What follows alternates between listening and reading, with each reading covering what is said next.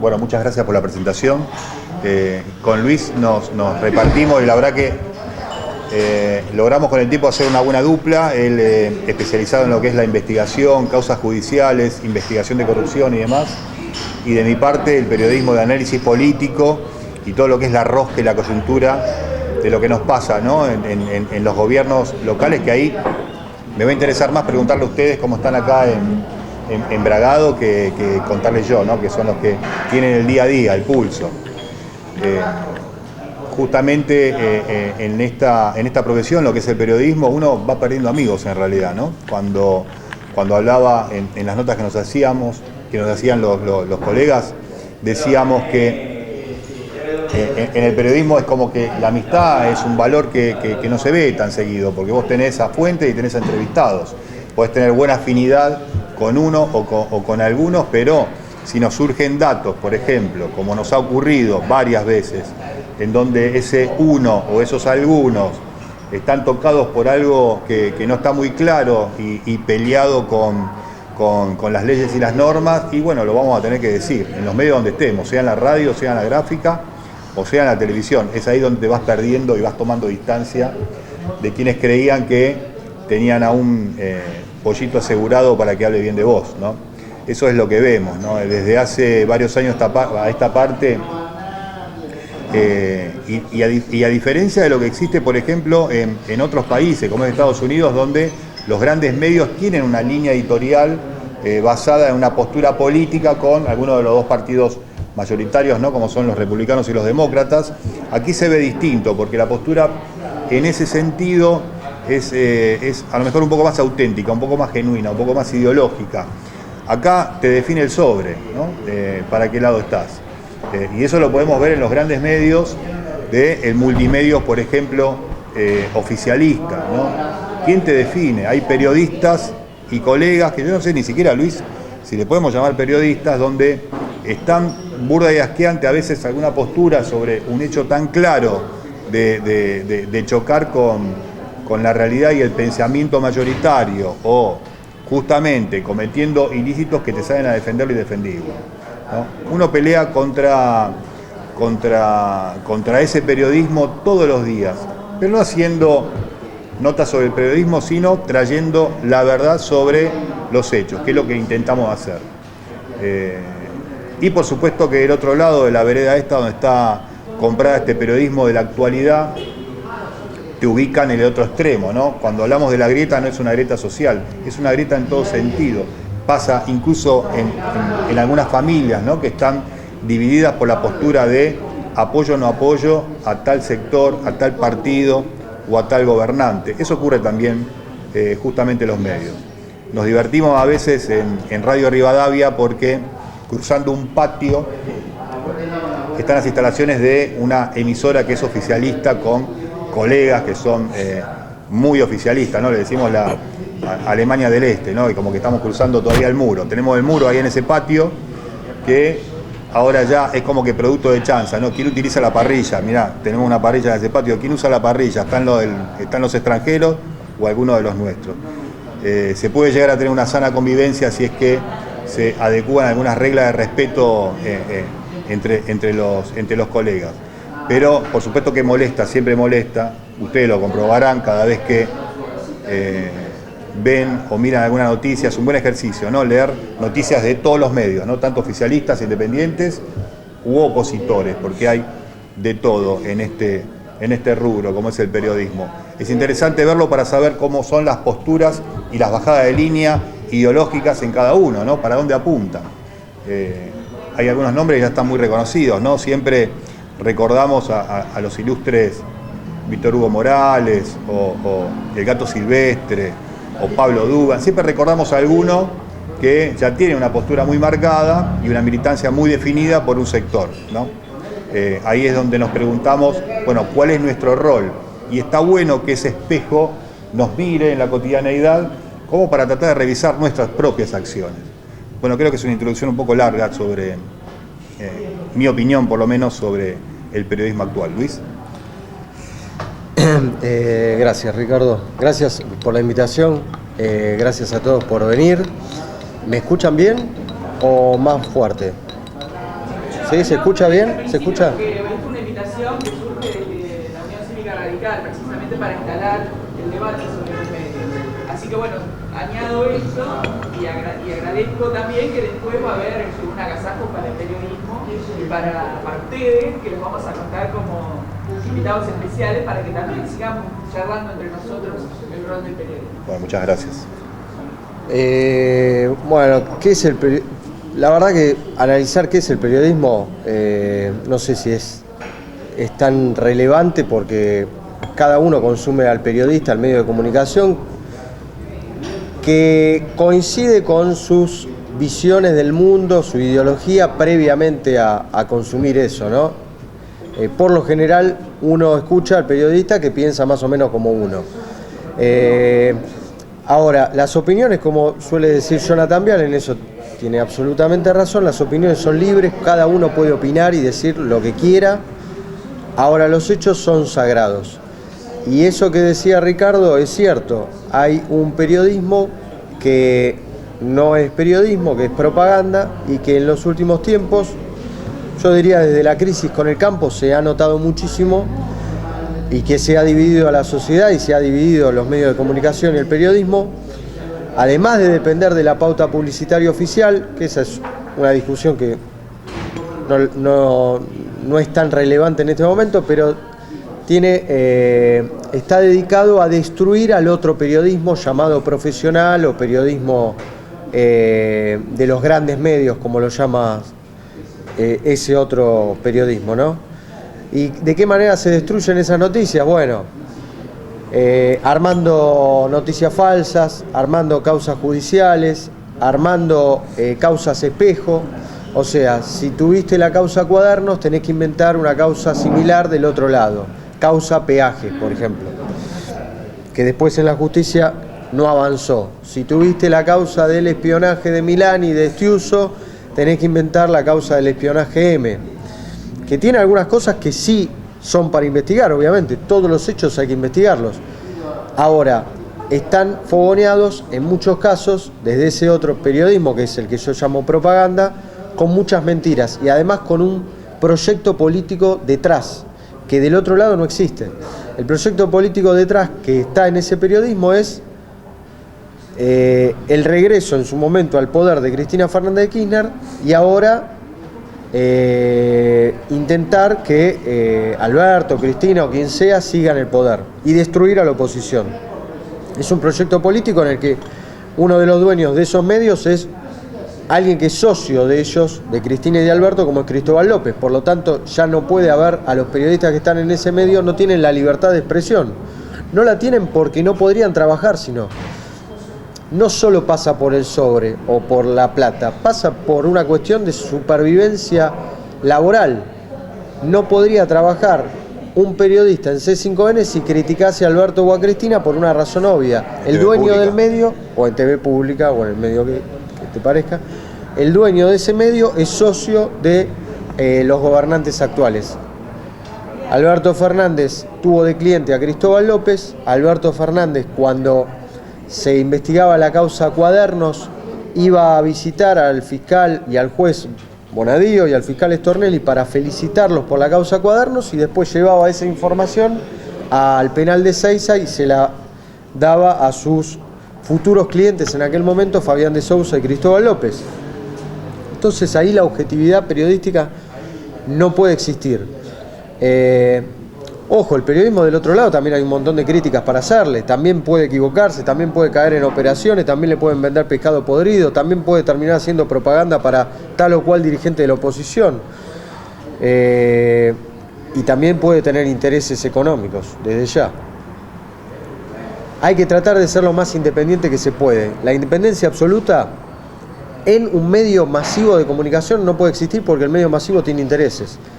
Pero podés buscar las distintas vías para informar o contar algo que un medio importante no lo quiera contar. A través de un portal, a través de las redes sociales, a través de un montón de otros tipos de posibilidad de comunicarse que en el siglo XXI existen y que antes no las teníamos. Antes tenías un canal, una radio, un medio gráfico o un par de medios gráficos. Ahora tenés un Twitter, una red social, un blog, un portal. Si vos tenés el coraje, la voluntad y el deseo de contar algo, lo vas a poder contar. La censura absoluta en tiempos de redes sociales es muy difícil de aplicar, y por eso el problema que tienen los gobiernos populistas actuales, a pesar de que lo intenten tapar a través de las redes sociales. De hecho, las últimas noticias importantes han surgido de medios alternativos o de las redes sociales. Desde la foto en Olivos, que la toma Feynman creo que de un Twitter, o la termina teniendo él, pero después tiene la foto completa Guadalupe Vázquez. El Olivos Gate, los ingresos y egresos a la Quinta de Olivos, se conoció primero en las redes sociales. Se intentó tapar en un primer momento en todos los grandes medios. No se querían meter con la vida privada del presidente. Y después se terminó de conocer porque la vida privada chocaba con la vida pública. Es noticia que el presidente en medio de la cuarentena reciba a la hija de Petinato, a Florencia Peña, y sí, es noticia. En un país serio, un presidente no sigue 2 segundos más en el poder, o por lo menos tiene que pedir disculpas. Por lo menos tiene que pedir disculpas. En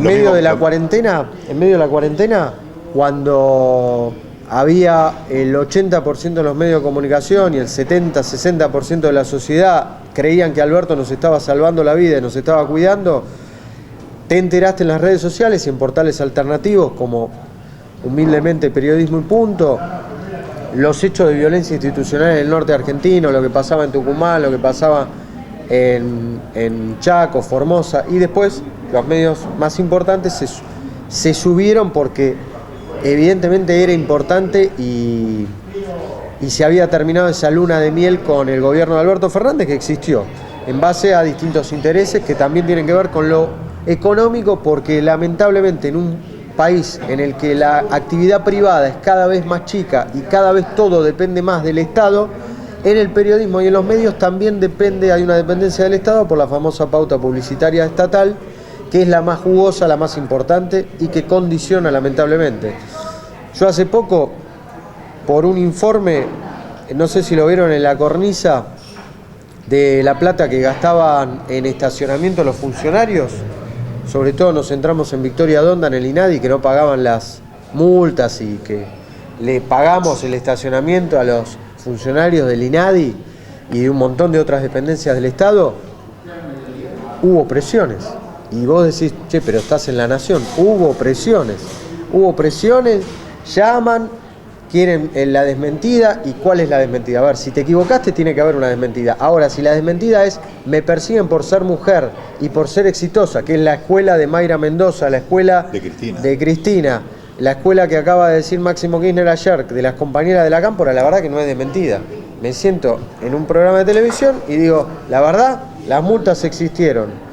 El estacionamiento existió. ¿Macri lo tenía? Sí, está bien, lo tenía. Lo tenía en un 70%. Ahora, no estoy haciendo revisionismo, estoy contando lo que pasa ahora. Si vos considerás que eso es el discurso del odio, que es una nueva muletilla que se ha instalado desde el poder, son los odiadores. Ahora, el periodismo está asociado al odio y al espionaje. Y la verdad que no es así. Es una estupidez soberana. Eso es quedarse sin argumento alguno y no poder explicar lo que realmente sucede. Otro ejemplo, el escándalo de Mayra Mendoza se intentó tapar muchísimo tiempo y lo destapa un portal pequeño como El Disenso. Después lo masifica ahora Jorge Lanata, pero la verdad que surge de un portal alternativo. De periodismo de investigación. De periodismo de investigación, exactamente.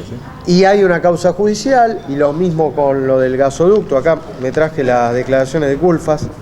La verdad que no dijo un carajo. No hay mucho para contar, pero siempre hay posibilidad de contar la historia, más en los tiempos actuales, en el siglo XXI, desde otro lado. Y sobre todo porque nosotros nos nutrimos en un juego muy interesante con las redes sociales. Yo no considero que las redes sociales sean una cloaca. Hay cosas que están mal, el insulto anónimo, el apriete, la extorsión y demás, pero también gracias a las redes sociales conoces a un vecino, a un empleado estatal, a un secretario de algún funcionario que no lo puede decir abiertamente y que se contacta de forma anónima a través de las redes sociales. Por eso tanto le jode las redes sociales a los gobiernos autoritarios o que intentan ser autoritarios, pero no les da el tupé. Justamente por el tema de las redes sociales como ejemplo, ¿no? Nos enteramos que había una quema de campos en la zona de Villa Gesell al mismo tiempo estaban intentando desalojar la toma de Guernica, ¿no? Y nos enteramos por las redes sociales y a través de las redes sociales tomamos contacto con varias personas que tenían el dato que iban a trasladar a la gente de la toma de Guernica a estos lugares que estaban quemando y estaban limpiando de Gesell para que se ubiquen ahí. Y la intención de política, que por lo menos teníamos chequeada, era que la Intendencia de Gesell quería sostener su caudal de votos con estos nuevos migrantes que iban a ir para esta localidad. A tal punto dolió que trajimos nosotros la noticia, Babi por supuesto que se hace cargo de la noticia y recibió un repudio del Consejo Deliberante de Villa Gesell, o sea, le pudrimos el negocio, ¿no? En cierta manera. Y eso gracias a las redes sociales. Coincido con Luis, hay mucha porquería en lo que es redes sociales, pero haciendo un poco de limpieza se recibe mucha información de lugares en donde no llega a lo mejor un medio nacional o no tiene acceso como para que esa situación problemática que puede llegar a pasar, por ejemplo, en Bragado, hay alguna situación, no sé, lo que puedan ustedes saber que ocurre aquí en Bragado, que es muy difícil que llegue a medios nacionales, ¿no? Bueno, eso ocurre en varias localidades. Nosotros nos hacemos eco de esas cuestiones y la transmitimos porque creemos que es importante. Es una punta interesante como para llevar luz y verdad sobre un hecho y ahí sí entra a lo mejor un poco la convicción y el interés y las ganas que todos tenemos de tener un país mejor, de cambiar esa realidad para bien, ¿no? Es un poco esta nuestra tarea para los que tenemos a lo mejor cierto privilegio en esta profesión de estar en medios nacionales o de buen alcance, ¿no? Hacerse eco de todo. Algunos compañeros y colegas traducen ese lugar que ocupan para hacerse de un bienestar distinto con la moral y la ética y sí un poco más con el bolsillo. Bueno, nosotros nos venimos de Capital Federal a dar una charla, tratar de saber a ustedes cuál es la realidad y vender algunos libros para pagar la nafta, porque es un poco así nuestra voluntad, es más vocación que otra cosa. Me gustaría también que el público intervenga. Sí, por favor. Sí. Que les haga alguna pregunta. Y yo quisiera también, a propósito de lo que ustedes decían, hablar sobre... Es verdad que a través de las redes sociales podemos conocer cosas que de otro modo, los medios tradicionales, no se puede, por obvias razones, por las mismas que comentaron ustedes, por presiones, porque se pone dinero, ya sea el Estado, la empresa privada, pretende de algún favor a cambio. Pero el periodista que trabaja en las redes y que se juega por decir esas cosas que no se publican en otros medios, no tiene retribución alguna y es más, hasta recibe algún repudio y cuestionamientos. Entonces se hace difícil también sostener una tarea desde ese lugar, sin apoyo económico, ¿no? ¿Cómo te arreglás con periodismo y punto para que se pueda sostener ese medio? Mira, te digo sinceramente, el año de la pandemia, gracias a los que están del otro lado, a ustedes. Nosotros tuvimos más de 200 personas de suscripciones en el año 2000, el primer año de Alberto Fernández, 2020. A mí me habían echado de Canal 9 cuando cambia el gobierno. Canal 9 lo compra Víctor Santamaría. Sacan algunos panelistas que molestaban, Carlos Campolongo, Mercedes Ninzi, a mí, y era, como les pasó a ustedes, era muy difícil cambiar de trabajo, conseguir trabajo en los primeros tiempos de la pandemia en la que se militaba el quédate en casa. Por eso yo entiendo el golpe de casero en la mesa, porque en esas semanas yo prendía la tele, no estaba en la tele, yo estuve en varios programas de televisión. Ese 2020, esos primeros meses no estoy en la tele. Y los veía, los que te militaban, quédate en casa, y la verdad que puteaba a la pantalla de televisión, porque yo decía, escúchame, no llegás a fin de mes, no comés, ¿qué quédate en casa? Aparte, con el dedito levantado, con todas las prácticas que ya después se conocieron y se cuestionaron, pero en aquel momento había gente que realmente, lo hablabas con el comerciante del barrio, nos vamos a morir todos, Alberto nos está cuidando. Y yo decía, no se puede creer. Era la misma lógica casi de le estamos ganando de los primeros tiempos de Malvinas. Y Alberto era popular en aquel momento y había una prensa que fue bastante, no lo cuestionó, de hecho hubo una etapa que quisieron varios medios sacarla, que era la de los primeros infectados, no me acuerdo si eran los primeros 10.000 infectados o 100.000 infectados. Y después el show televisivo que hizo Fabiola Yáñez para juntar plata, igual que en las Malvinas también, para recaudar plata, que no lo vio tanta gente, fue en la televisión pública, pero también terminó en un acto de política partidaria, porque todo lo que tocan es como la fábula del escorpión, lo terminan ensuciando, todo terminan haciendo política partidaria. Después en la cornisa nos cansamos de hacer informes de lo que fue la vacuna militante, no solo hubo un vacunatorio VIP, provincia de Buenos Aires te ibas y estaba la pechera del Movimiento Evita, la pechera de Barrio de Pie, la pechera de la Cámpora, los médicos o enfermeros que no tenían un título y que te vacunaban, y la gacetilla o la cartilla con la cara de Axel Kicillof. Hicieron de todo con la pandemia, lo negociado, los sobreprecios en alcohol en gel, en medicamentos, los respiradores que no dejaban entrar, la violencia institucional, las únicas muertes que conmocionaban a los actores K y a los periodistas K eran la de Ramona, ¿se acuerdan? La habitante de la Villa 31, sí. El virus era de Larreta, después se encerraron a un barrio entero en las inmediaciones de Quilmes, como si fuese un gueto, para que no salga el virus de ahí, y no dijeron nada. ¿Se acuerdan? Bernie encerrando el barrio azul. Cuando el virus entró por Ezeiza, ¿no? Justamente. El negocio del estaba hisopado, tan lejos, de acuerdo, Ginés González García, ¿no? El negocio de los hisopados, ahí también hubo muchas presiones, porque detrás del negocio de los hisopados en los aeropuertos, ¿se acuerdan del hisopado Gate?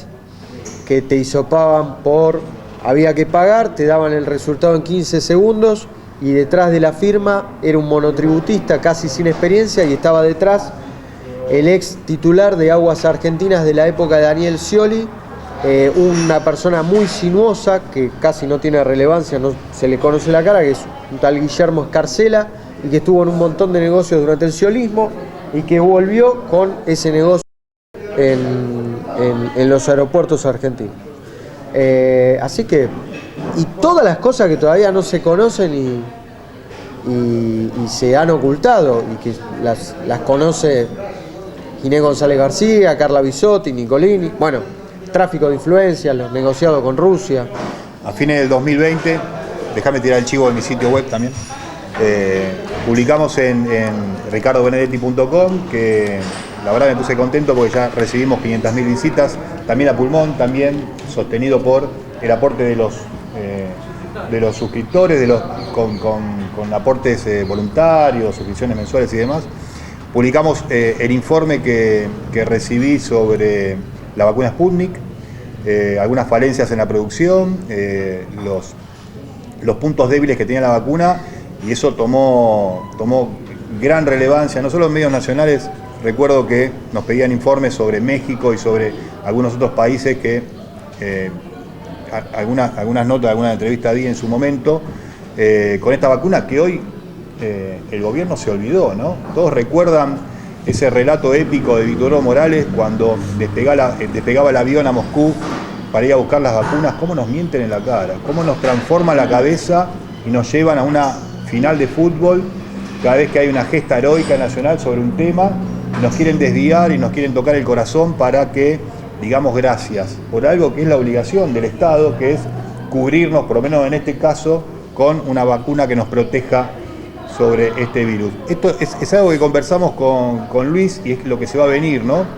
De acá a fin de año. ¿Cómo van a tapar un montón de realidades con el Mundial de Fútbol de Qatar? ¿Cómo la van a tapar?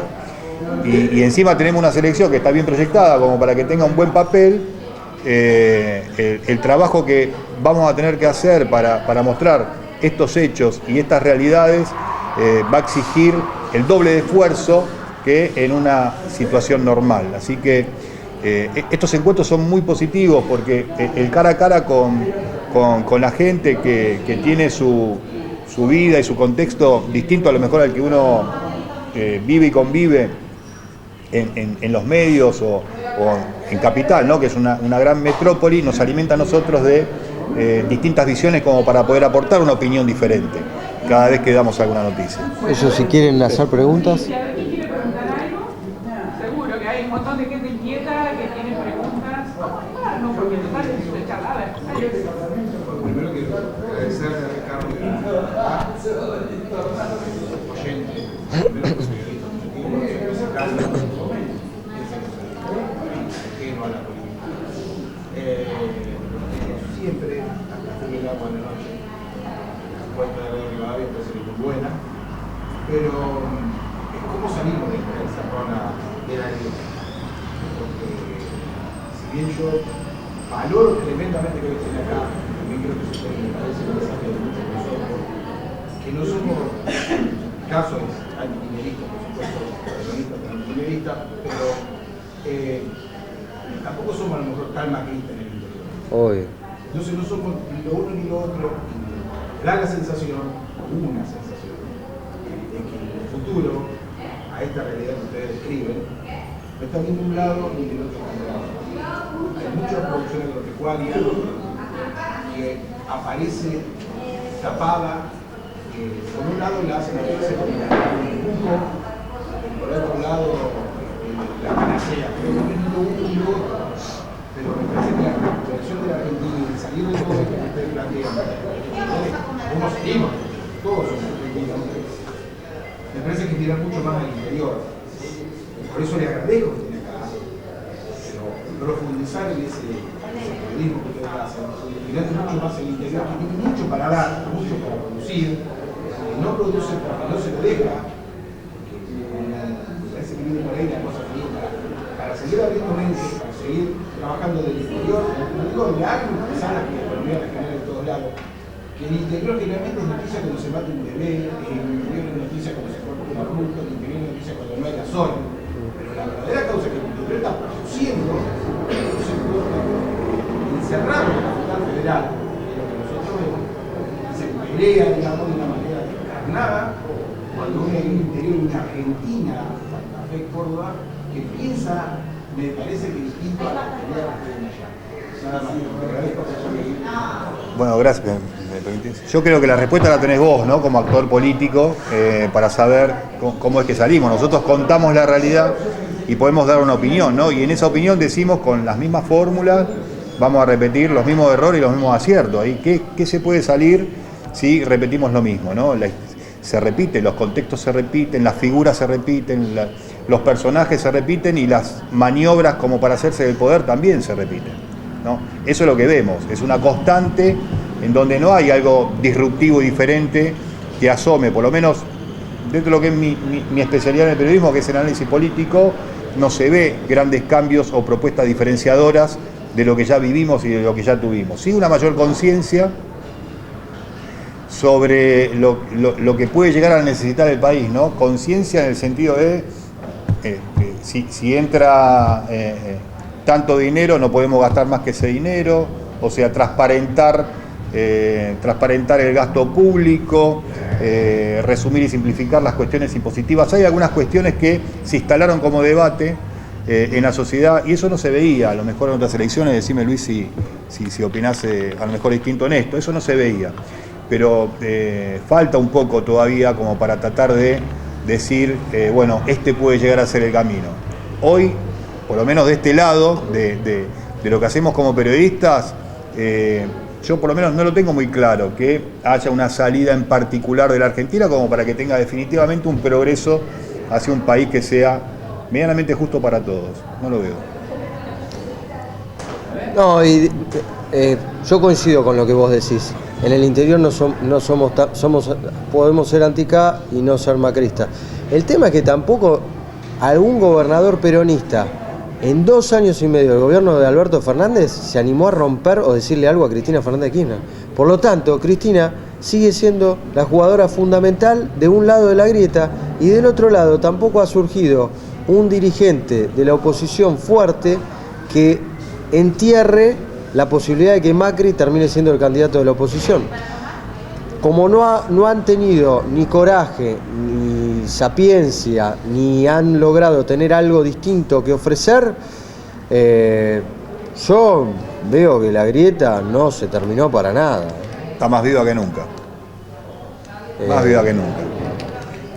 Sí vemos a lo mejor un cambio, ¿no? Un cambio en la actitud de estos gladiadores de la política, ¿no? Uno lo podrá ubicar, ¿no? Entre el sector oscuro y el sector más claro, ¿no? Uno lo podrá ubicar. Vemos algunos cambios de actitud y mejora, pero no hay algo nuevo que irrumpa. No lo considero a Milei algo nuevo que irrumpa, sino un aprovechamiento del hastío y el cansancio como para hacerse ese sentimiento de antipolítica y que se vayan todos para lograr el apoyo que hoy tienen. No, eso no lo veo como nuevo, no lo veo como nuevo. Ahí quería preguntar. Sí.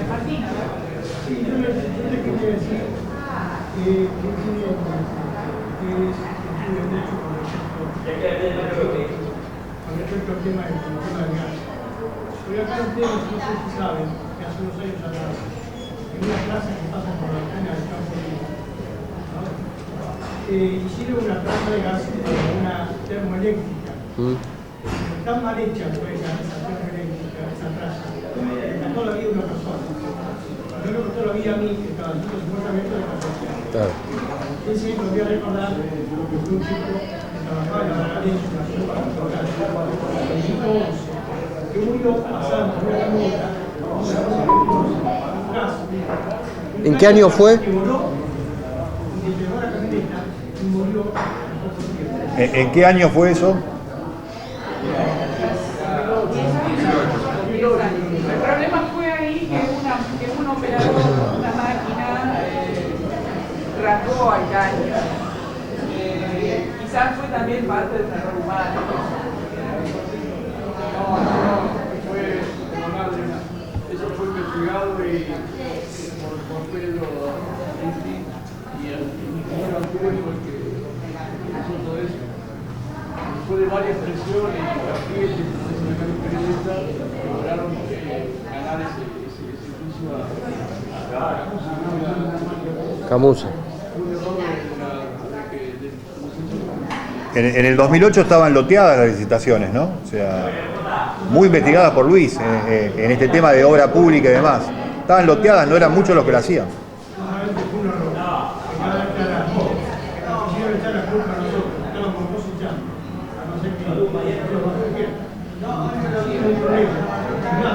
Al día siguiente, fueron 6 personas a querer pasar el carro. Yo me consulté, yo iba a hacer una época, porque estaba tocando, ese caño lo tenía que después fue investigado, entonces con los Llorente, con otras personas, hicimos una presentación, porque nos teníamos que pagar nosotros. Claro. Claro. O sea, una cosa amarilla, no es el único en el país, sino que una tercera vez uno en Forma, otro en Rosario, acá está viendo la. Pero en lo que a mí me refiere, no estoy en la Asociación de Argentina de Productores Agropecuarios. Nosotros tenemos muchísimas formas de vivir. Lo recorrimos Tucumán, lo recorrimos Salta, lo recorrimos Santiago del Estero, generalmente es tierra de nadie, lleno de tomas. Estamos en un problema gravísimo en el tema de la zona, que creo que se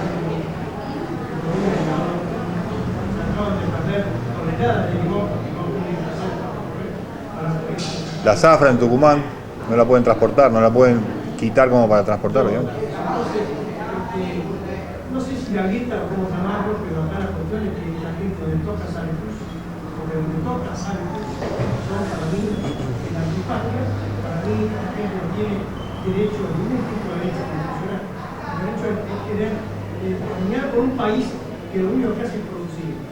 Y para producir tenía que estamos con el tema de que en la soja, lo que va a la soja, el productor no percibe más de la soja, recibe muchísimo menos.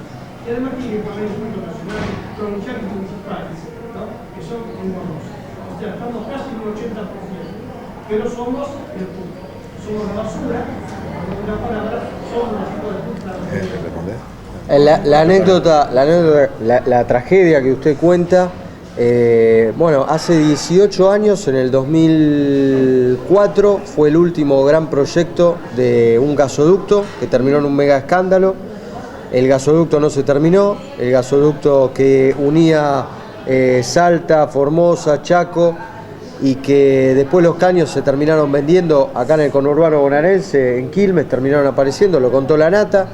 Yo en el año 2016 empecé a investigar la hipótesis que es ese libro, el negocio político de la obra pública, que si la caja negra de la política durante el menemismo era y se repartía la guita en la CIDE, en el kirchnerismo la negra del financiamiento de la política fue la obra pública. Y por eso ese libro sale un año antes de la causa Cuadernos, y el problema que tenía el libro es que no se salvaba a nadie. Ahí estaba el pasado de los negocios del grupo SOCMA, estaba todo lo que tiene que ver con los empresarios que después aparecieron en la causa Cuadernos, y obviamente el kirchnerismo, Lázaro Báez, Cristóbal López y demás. Con los gasoductos, bueno, acá yo les decía, tengo las declaraciones de Culfas. Culfas, en su declaración, que no aporta gran cosa, termina diciendo: es importantísimo para el desarrollo del país permitir lograr el autoabastecimiento de gas e iniciar una etapa de exportación. Es una obra que va a beneficiar a la Argentina. Espero que esta situación no afecte los tiempos de realización de esta obra. Más cínico e hijo de puta no se consigue. Por culpa de estos hijos de puta no vas a tener gas. Tenés vaca muerta, pero no lo podés sacar el gas. Y hoy tenés más de 12 provincias con el problema del gasoil. 19. Un camionero que se tiene que pasar el día entero para tener 5 litros de gasoil, y ustedes en el campo que tienen que... Murió un camionero. La paralización de Vaca Muerta fue producto del sesgo ideológico que tiene este gobierno para eliminar todo rastro de obra que hizo el gobierno anterior. Particularmente fue eso. La falta de gasoil es más por ineficacia de los actuales gestores del área de energía a nivel nacional que por hecho de corrupción.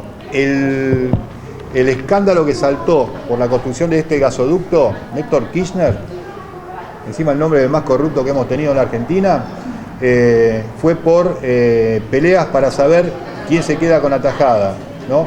Y lo que hablamos siempre con los colegas y con Luis, Culfas salió de tirar piedras a recogerlas, ¿no?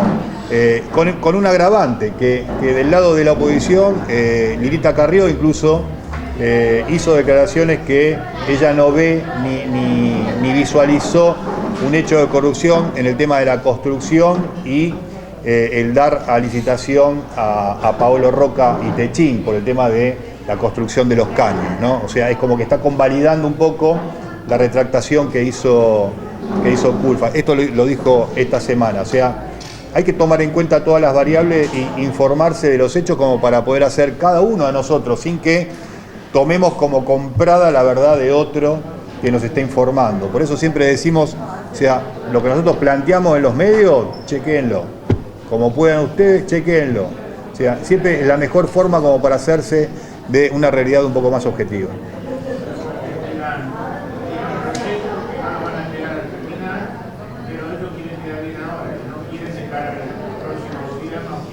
No, lo que pasa es... sí, claro.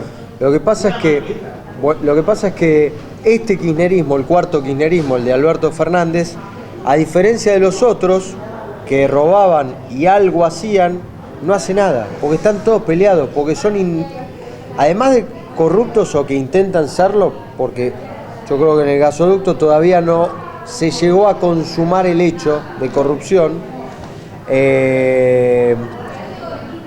son ineficaces, son ineptos. El gerente no se habla con el subgerente, el director no se habla con el subdirector. es una maraña de burocracia, hay cargos políticos por todos lados y no saben hacer. La Argentina tiene un problema, tiene una clase dirigente que no es capaz de hacer un gasoducto. Así no tiene futuro ningún país del mundo. No podemos construir un gasoducto, no podemos construir un hospital, no podemos hacer una autopista.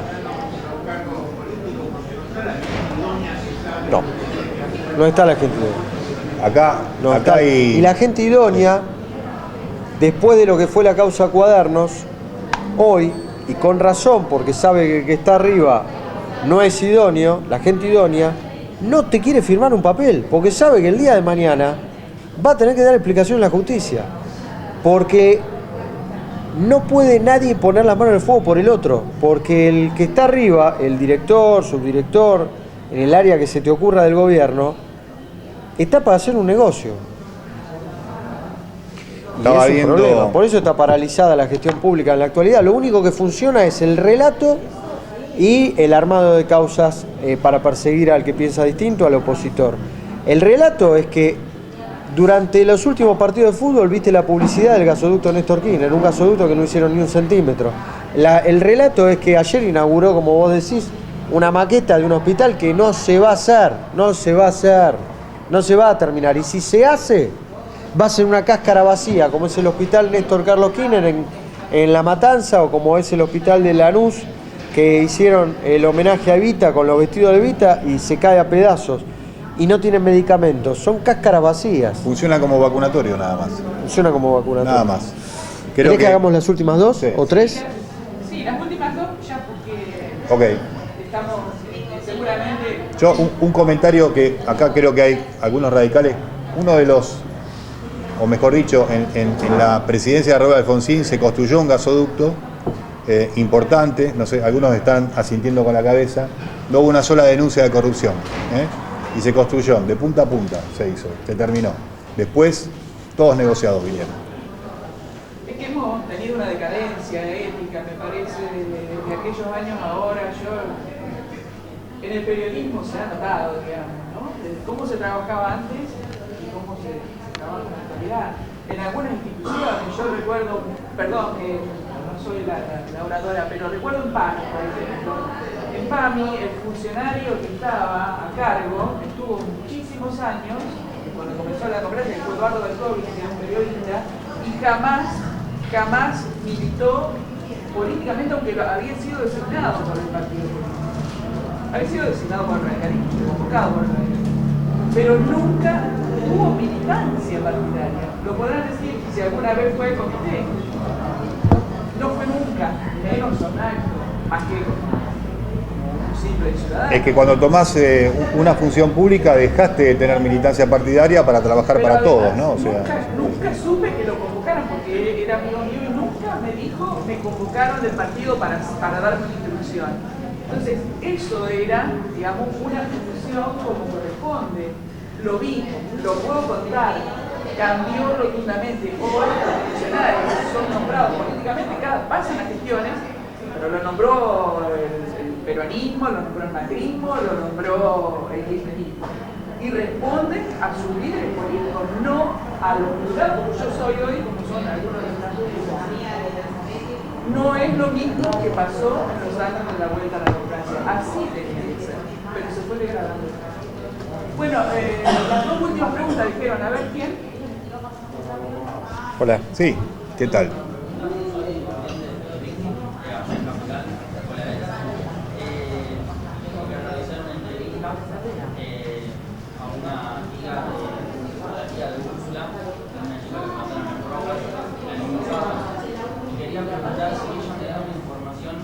Muy valiosa, que me dice que no la puedo poner en la nota, pero resulta que es algo como que es un dato muy duro y lo quiero poner. ¿Se puede poner de alguna otra manera sin citarla? ¿Y el dato que tiene algún respaldo documental o es una historia que cuenta ella?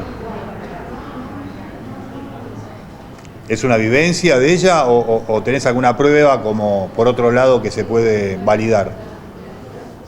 Y capaz se puede validar. Y si la validás la podés publicar. Si la validás la podés publicar. Cuidando la fuente, ¿no? Si te pide reserva. sin lugar a dudas. La vocera presidencial te pide 3 fuentes, ¿no? Cerruti. En realidad siempre son 3 fuentes. La portavoza. ¿Quién más había nombrado, hermano? ¿Alguien más? Sí. Más que nada para mí. Nosotros, yo tengo uno de los hijos que está estudiando en Cabo. Y la mayoría que vienen hijos estudiando allá. ¿Qué opinamos que le están dando una beca de 4.000 pesos para estudiar y cualquier plan social, se lo merezca o no, para dirigir para arriba? O sea, para aprender o estudiar los padres es un esfuerzo grande, no todos tenemos el dinero como nos mandamos para que puedan el día de mañana estar mejor ellos y que terminen un estudio, y hacen un esfuerzo muy grande, pero me parece que con el tema de los planes no valoran nada del esfuerzo de los chicos que estudian y aparte de los padres de las cosas que hacemos. Nunca antes hubo, más allá de que es cierto que durante el gobierno de Macri se aumentaron los planes, lo que se aumentó diametralmente con el gobierno de Alberto Fernández es la cantidad del presupuesto del Ministerio de Desarrollo Social que va a planes sociales. El 60% del presupuesto del Ministerio de Desarrollo Social va a planes sociales. El presupuesto de políticas para conseguir empleo en la Argentina es el 0,5% del presupuesto, para conseguir empleo en la Argentina. Lo que es asistencialismo, y adentro está las jubilaciones, ojo, también, pensiones, jubilaciones, es casi el 65-70% del presupuesto. Pero hoy te conviene ser piquetero a ser jubilado, porque si vos te vas a jubilar recibís 33.000, 35.000, 37.000 pesos. Si vos tenés a tu mujer que tiene un plan social, vos tenés un plan social, tenés 2 hijos y podés llegar a juntar 80.000, 90.000 pesos en la Argentina. El problema que tiene el gobierno de Alberto Fernández es que hoy 80.000 pesos para una familia que vive del plan no alcanza.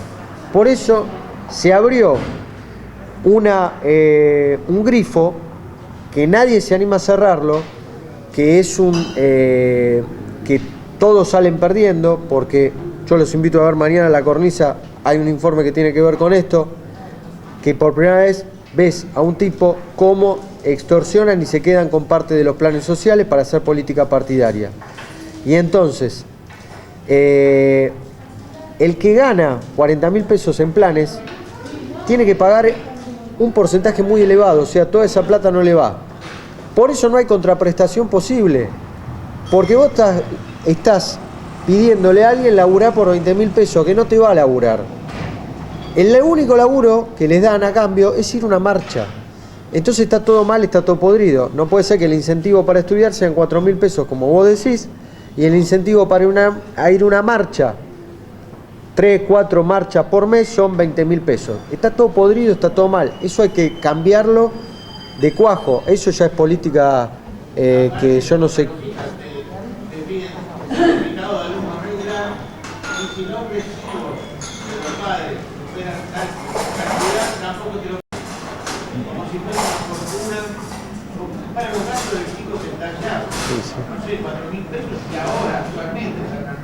Nunca antes en la historia argentina un gobierno apostó tanto a la ignorancia y al tener sometido a gran parte de la población a través de los planes.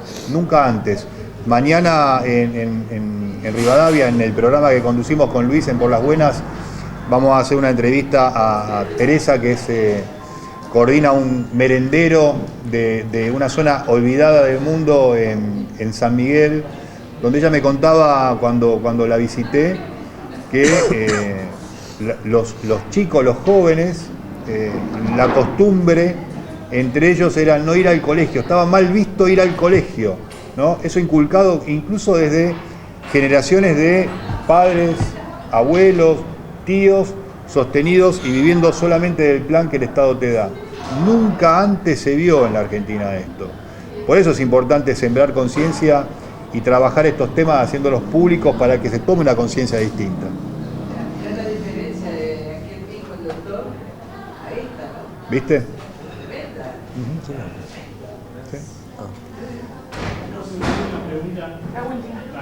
La última porque ya... Yo corte era para... Que se pasa el asado, ¿no? No se olviden de llevarse. Así es. Yo paso el chivo porque Luis no toca plata ni dice los montos. El último libro de Luis, que es La Casta, 1.500 pesos, en la librería hasta 2.000, o sea, acá es un precio preferencial. Y el resto de los libros de Luis a 1.000 pesos cada uno. Están todos bienvenidos a adquirirlos. Sí. Querías hacer una pregunta.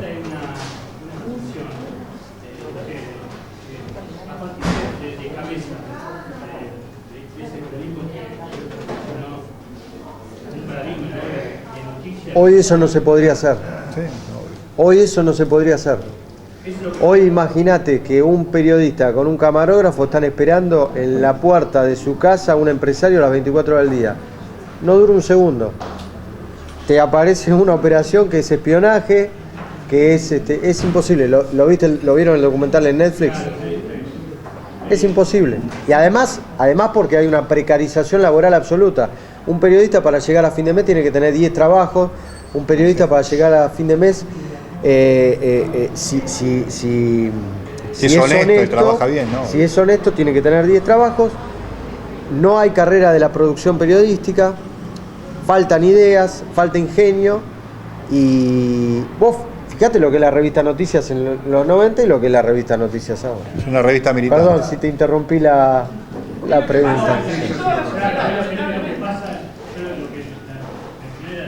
¿Cómo cambió la perspectiva de ustedes a partir de ese hecho? ¿Cómo cambió también toda la parte periodística, ¿no? Porque a partir de ahí mencionamos mucho más ahora con la serie que uno tiene otro formato de mentalidad. Hoy tenés muchas más ventajas. Hoy, por ejemplo, la foto de Chabrán la hubieses conocido porque seguro algún familiar de Chabrán tenía un Instagram, tenía un TikTok, tenía un Twitter o un y subía una foto. No, subí una foto con el tío, con el sobrino, que era Chabrán. No hay necesidad de hacer una guardia periodística, pero ese periodismo de guardias periodísticas no existe más. Terminó. No existe más porque no tenés 200 trabajos, no tenés un trabajo full time en una revista y si lo tenés, no les interesa hacer eso. Yo me acuerdo para el negocio de los derechos humanos estuve 14 horas esperando a Joe Klender después de declarar en la puerta de la casa. Hoy las redes tomó mucho ese trabajo, por ejemplo, el video y la foto de Luana Volnovich en la isla Holbox, esta isla parecida acá, fue por un tuitero que la tomó y la colgó en redes. Fue por eso. Y la parte por ahí más oscura de la noticia que presión, de entramado político, corporación atrás, eso sigue, Sigue, pero antes, a pesar de que ahora tenés un montón de redes sociales, un montón de cosas, antes se sabían más cosas, porque a mí entender, me parece, antes teníamos periodismo de investigación de más calidad, sí, y había empresarios periodísticos dedicados a eso. Hoy tenés políticos que son dueños de medios, hoy tenés extorsionadores que son dueños de medios, y hoy se prostituyó mucho la profesión periodística. Hay pocos espacios para hacer periodismo de investigación. Y además no hay un público que esté interesado en el periodismo de investigación. El público está más interesado en el periodismo de opinión que el de investigación. Fíjate, los programas más exitosos son programas de opinión, no de investigación. Bueno, y tampoco hay mucho de investigación. Perdón. Vamos cerrando. Les agradezco un montón. Vamos a seguir hablando de... Como diría Babi, me hicieron calentar. Seguro vamos a tener la posibilidad de seguir charlando otro ratito. Pero bueno, cerramos porque ya es la hora para el asado, como dijo si el parrillero se va a enojar. Y también queremos que se acerquen y compren algunos de los libros. Muchas gracias a todos. Gracias por haber venido.